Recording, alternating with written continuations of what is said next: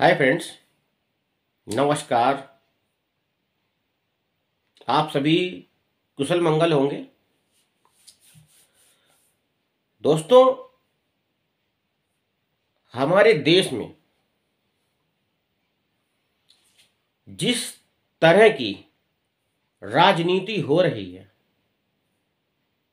क्या ऐसी राजनीति होना चाहिए? अब आप सब देख रहे होंगे कि राजनीति कोई भी पार्टी करे, हर पार्टी एक दूसरे की खिंचाई करती है और बुराई करती है और कमियां निकालती है। लेकिन कोई भी पार्टी ऐसी नहीं है जो भारत देश में शिक्षा, चिकित्सा, पानी, बिजली, सड़क, रोजगार, व्यवसाय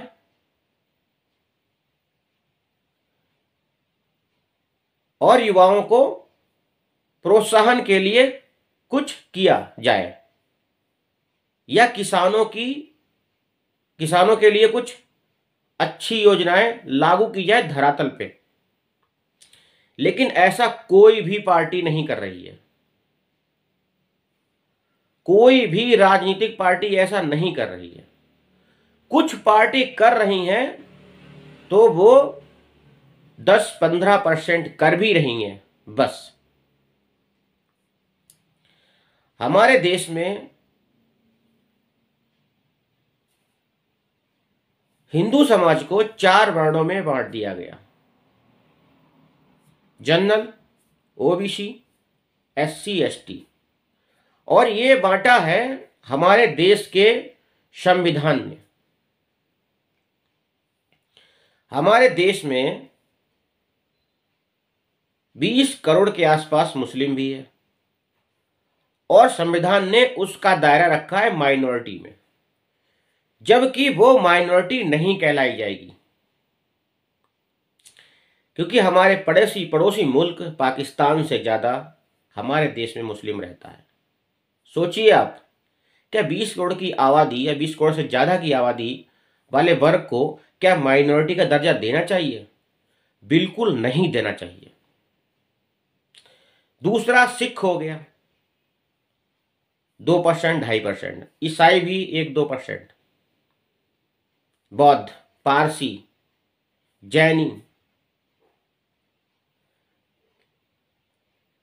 और भी कई तरह के यहाँ पे संप्रदाय, पंथ हैं। अब है क्या, राजनीति और राजनेता इन सब को आपस में बांटते हैं और बांट बांट कर राजनीति करते हैं। हमारे एससी, एसटी जो भी वर्ग हैं, मुस्लिम संप्रदाय हैं, उनको सबसे ज्यादा लालच और लोभ और करेंसी जैसा कुछ भी उनको बांटा जाता है। मतलब सुख सुविधाएं नहीं, जब चुनाव आता है तब उनको लालच दिया जाता है कि आप हमें वोट करें और हम आपके लिए ऐसा करेंगे। हमारे देश में मुस्लिम समाज सबसे ज्यादा पिछड़ा हुआ है, एजुकेशन के मामले में और अर्थव्यवस्था के मामले में भी। बहुत ज्यादा गरीबी भी है। शिक्षा तो नाम मात्र की है इन लोगों में। ये लोग शिक्षा की तरफ बढ़ते ही नहीं है। बचपन से ही ये लोग काम धंधे में लग जाते हैं, कोई भी काम धंधा मिल जाए। सरकार एजुकेशन पर बल क्यों नहीं दे रही है? उसका सबसे बड़ा यही एक रीजन है कि अगर सरकार प्रत्येक वर्ग के व्यक्ति को, प्रत्येक भारतीय के बच्चे को या प्रत्येक भारतीय को शिक्षा, बहुत अच्छी शिक्षा प्रदान कर देगी, अब वो भी फ्री, सरकार को चाहिए कि इंटरमीडिएट या ग्रेजुएशन तक प्रत्येक भारतीय विद्यार्थी की शिक्षा फ्री होना चाहिए। आप उसे कुछ मत दीजिए, लेकिन शिक्षा फ्री कर दीजिए। लेकिन ऐसा सरकार कभी नहीं करेगी। मैं एक किसी राजनीतिक पार्टी की बात नहीं कर रहा हूं। यहां पर भारत में जितनी भी राजनीतिक पार्टी हैं, उनकी सबकी मंशा यही है कि इस देश में गरीबी, अशिक्षा, भुखमरी हमेशा बनी रहे। क्योंकि जब ये भुखमरी, गरीबी और अशिक्षा बनी रहेगी, लोग निरक्षर बने रहेंगे, तो सरकार और ये जो राजनेता लोग हैं, ये आपको उतना ही बढ़िया से बेवकूफ बनाएंगे और आपको इतना मुफ्तखोर बना देंगे, इतना मुफ्तखोर बना देंगे कि आप अपने आप को ही पहचानना भूल जाओगे। आप इतने आलसी हो जाओगे, कुछ भी नहीं करोगे और सरकार के भरोसे पर जीने लगोगे। दोस्तों, मैं समाज में मैंने सर्वे किया, मैंने देखा लोगों को, तो बहुत सारे लोग ये कहते हैं कि वो हमें राशन फ्री दे रहे हैं, वो हमें नमक फ्री दे रहे हैं, वो हमें तेल फ्री दे रहे हैं, वो हमारे खाते में 1000-2000 रुपए भेज रहे हैं 3 महीने के। अब आप सोचिए कि अगर कोई सरकार किसी भी भारतीय नागरिक को 6000 रुपया सालाना दे देती है, क्या 6000 में उसका भरण पोषण हो जाएगा? अरे असंभव है। आज की दुनिया में महंगाई का दौर है, असंभव है, असंभव। लेकिन फिर भी कुछ ऐसे लोग हैं जो चंद लालच में सरकार को या राजनेता को वोट देते हैं। दूसरी सबसे बड़ी विडंबना ये है और समस्या ये है कि हमारे देश की जनता अशिक्षित होने की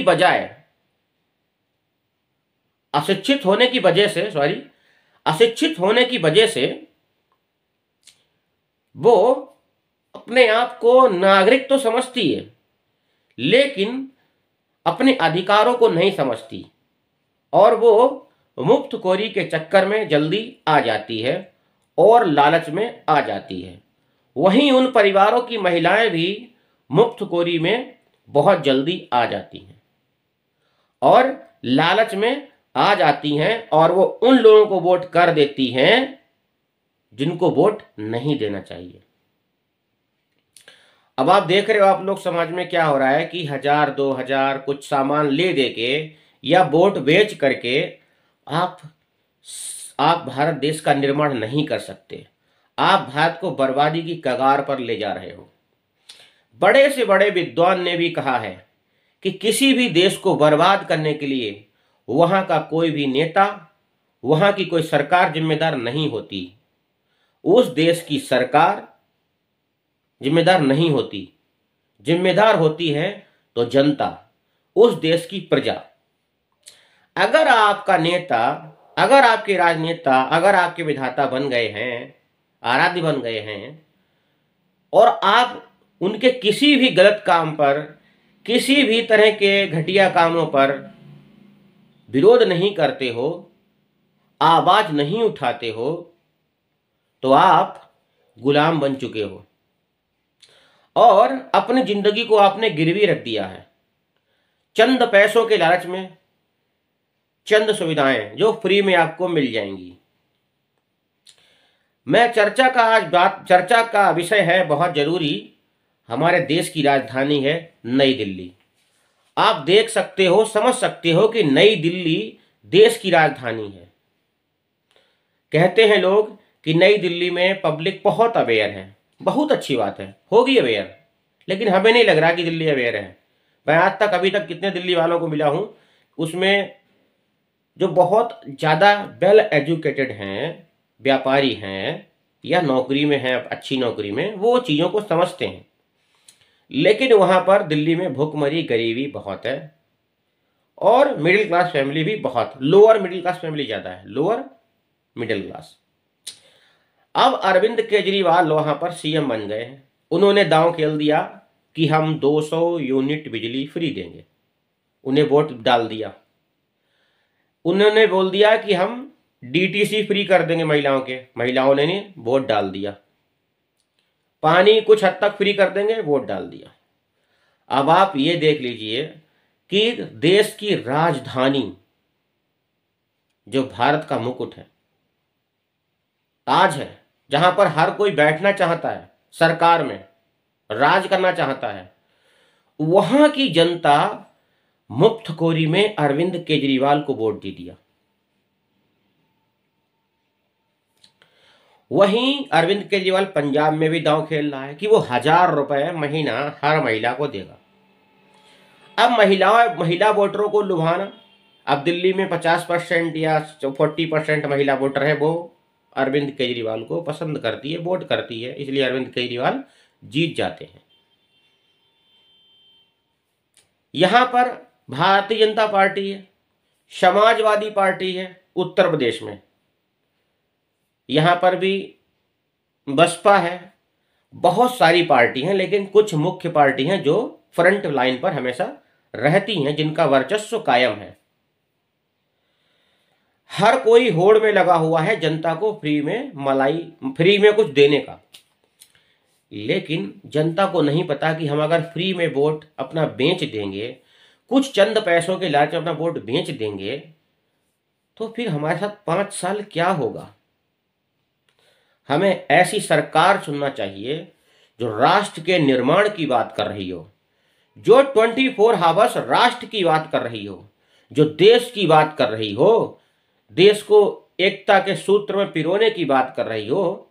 हमें ऐसी सरकार की बात करनी चाहिए और ऐसे राजनेता को वोट करना चाहिए।